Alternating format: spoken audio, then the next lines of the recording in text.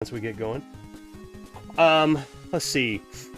So today's beer time is we went for a lighter one. I like a lighter one on an afternoon. This is called Mash Pit. Mash Pit, and it is made by Fortnight Brewing Company. Fortnight Brewing Company is in Cary, North Carolina, which is a town, city. It's right next to Raleigh. They kind of blend into one another. So it's an international style lager. Kind of show off the coloration, what it looks like. It's very light, very crisp, or I mean, it's what it should be as a lager. And let's see, as they say, it is 4.6% alcohol. So pound these down is basically like water. Let's see, Mash Pit International Style Lager. Clean, refreshing, familiar. A bright, golden, easy drinking lager that resists classification while fitting in with any crowd. Alright, and this is the can art for it. It's pretty good. It's called Mash Pit. Kind of got like a little crowd surfing thing going on with the lettering. It's pretty good. I like it. And then there's the brewery, Fortnight Brewing Company. I've had a couple of their things before. They're pretty good. Try to get as local as much as possible because North Carolina, we're swimming in beer here. All right, folks, cheers.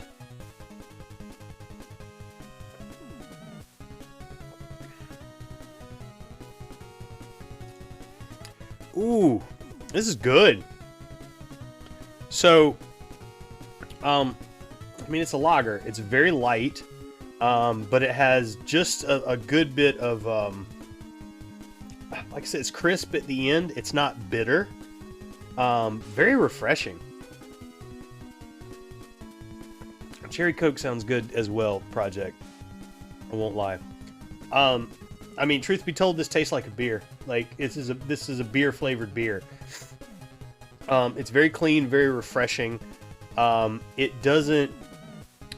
So, you know, some other lagers, like some of the big three are lagers, like Budweiser, I believe, is like a lager. But it, like when you drink one, and I don't hate Budweiser, I'll drink that all the time, especially on a hot day golf course. It will, like, you'll get, like, something will linger on it. There's like this, I can't describe it, but there's almost this aftertaste or something that lingers on you. This doesn't have that. This is refreshing. This is perfect for a hot day or an afternoon post work.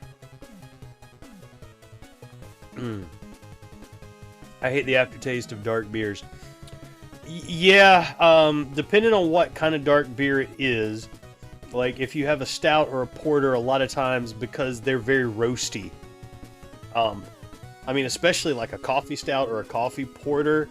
Like, you're going to drink that, and it's going to linger for a little bit, like that roastiness of it. IPA is disgusting.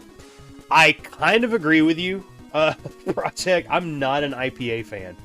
I never have been. IPAs, I think, are...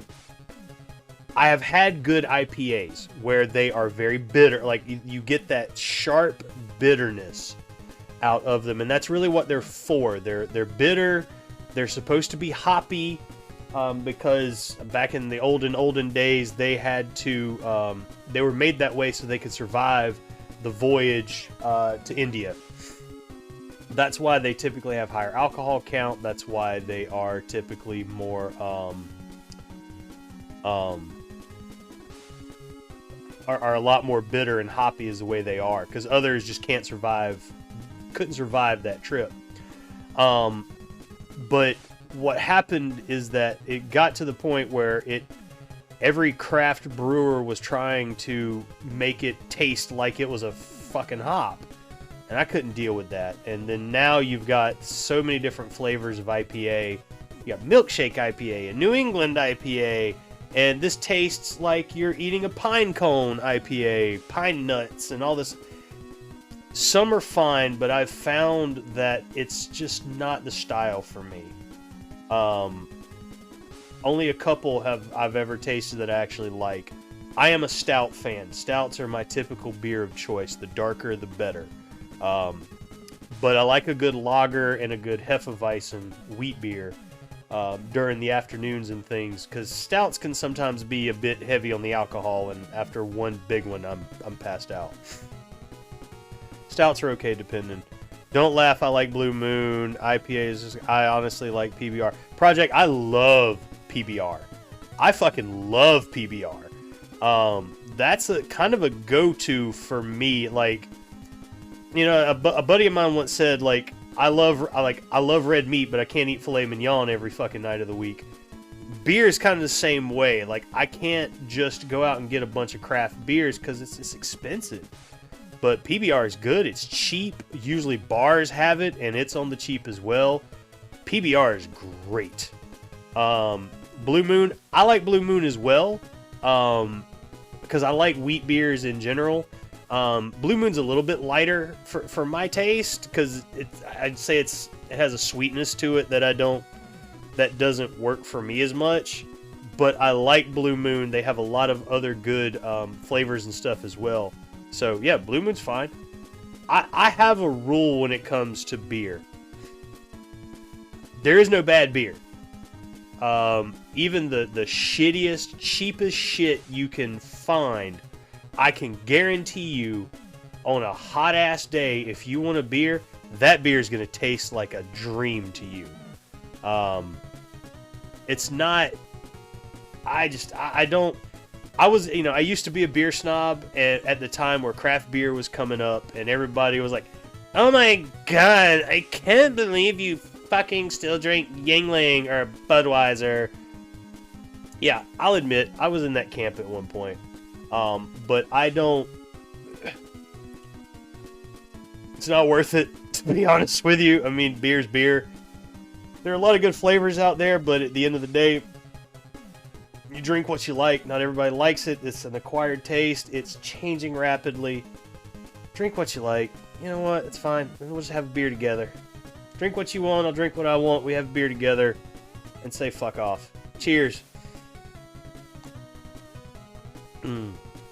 I know a lot of people who only drink sweet stuff. My wife really only likes some of the sweeter type beers, like certain Leinenkugel beers, Lambics, things like that. So yeah, this is good. Like this, I need more of this. This is really tasty. This is going to be a good summertime beer. And if they package it in like 12 packs or cases, this would be crazy. Because that's a well done beer. Well